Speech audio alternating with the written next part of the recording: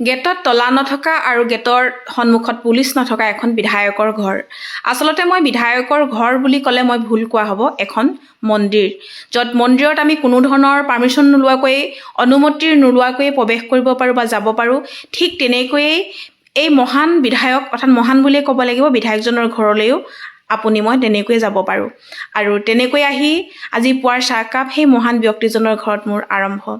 বহুতে হয়তো ধৰিব পাৰিছে, বহুতে ধৰিব নোৱাৰিবও পাৰে। তেনেহ'লে বলক ভিডিঅ'টি আৰম্ভ কৰোঁ আৰু প্ৰথমৰ পৰা শেষলৈকে চাব আৰু সেই মহান ব্যক্তিজনৰ বিষয়ে আপুনি কিবা এটা লিখি থৈ যাব।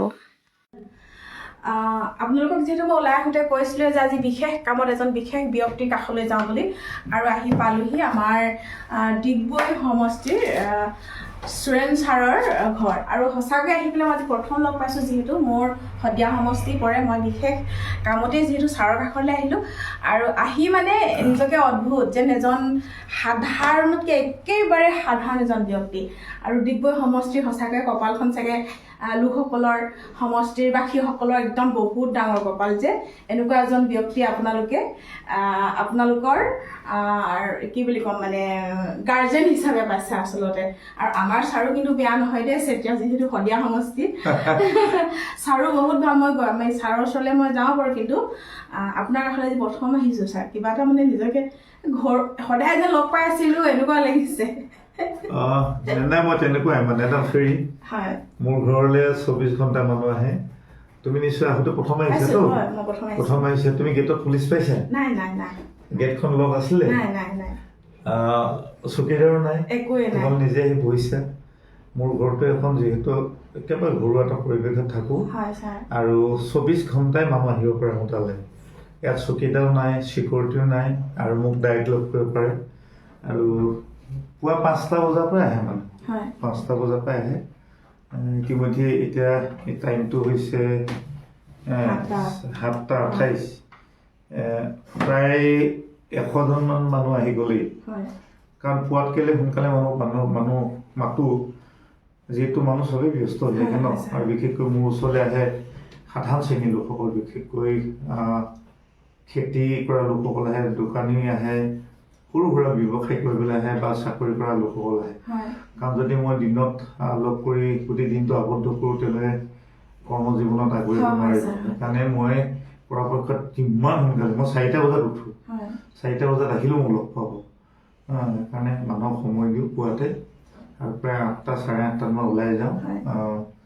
বাগানত যাওঁ, গাঁৱত যাওঁ, নগৰত যাওঁ, তাতে সকলোকে লগ পাওঁ। আৰু ইতিমধ্যে ডিগবৈ সমষ্টিটো পৰিসৰ দলত ডাঙৰ হৈছে।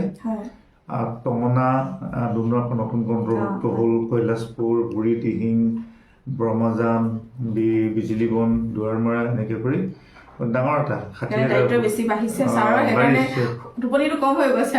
কম নাই। যোৱাকালি মই গৈছিলোঁ, মই কৈলাশপুৰ গৈছিলোঁ। প্ৰায় শদিয়া, তোমাৰ সমষ্টি শদিয়াত লগালগি না লগালগি সমষ্টি, এইটো শুনজান, কালি শুনজান পাইছোঁ। আপোনাৰ আপডেটসমূহ মই চাই থাকোঁ ছাৰ, আৰু সেইকাৰণে মই ছ'চিয়েল মিডিয়াত যিটো অৱস্থাত পাইছিলোঁ তাতোতকৈ সাধাৰণ মানে আপুনি। মই ভাবিছিলোঁ এনেই কৰি থাকে নেকি এইবিলাক, কিন্তু নহয়, আজিয়ে গম পালোঁ আহি যে নিজৰ ঘৰলৈ যেনেকৈ সোমাই আহিব পাৰি, ঠিক তেনেকৈ আপোনাৰ ঘৰলৈ সোমাই আহিবলৈ পাৰিছোঁ। গৈ যেন নিজৰ ঘৰখনতে বহিছোঁ। আজি প্ৰথম আহিছোঁ, তাকো মই প্ৰথম আহি ডাইৰেক্ট ঘৰত বহিছে, একদম চিধা সোমাই গৈছে। ইয়াত কোনো সোধা নাই, মানুহেই নাই।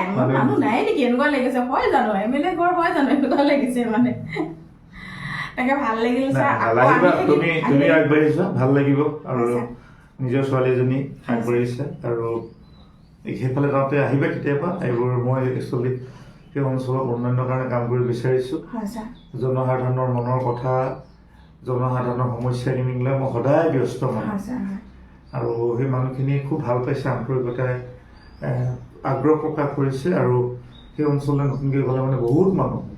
আৰু আজি শদিয়া ধোহাগাজতো গৈছিলোঁ, ক্লিনিকতো গৈছিলোঁ, আৰু তেওঁৰ নামত ইতিমধ্যে মই বিজুলীবন, তাতে ৰাজীৱ শদিয়া স্মৃতি ভৱন এটা নিৰ্মাণ কৰিছোঁ 10 লাখ টকা দি কিনে।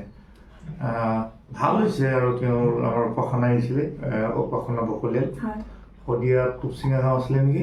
টুপচিঙা গাঁও। গতিকে ল'ৰাটো আহিছিলে, খুব ভাল লাগিলে। আগবাঢ়িছোঁ, জাতিটো আগবাঢ়িছোঁ, হয় নহয়? অসমখন আগবাঢ়ি যাওক, সকলোৱে শান্তিত থাকক। পৃথিৱীতনো কি আছে কওক, হা, মৰম চেনেহ আদৰতে থাকি যাব, হা, মৰম চেনেহ আদৰে থাকি যাব। আমাৰ মৃত্যুৰ পিছত কোনো একো লৈ নাযায়।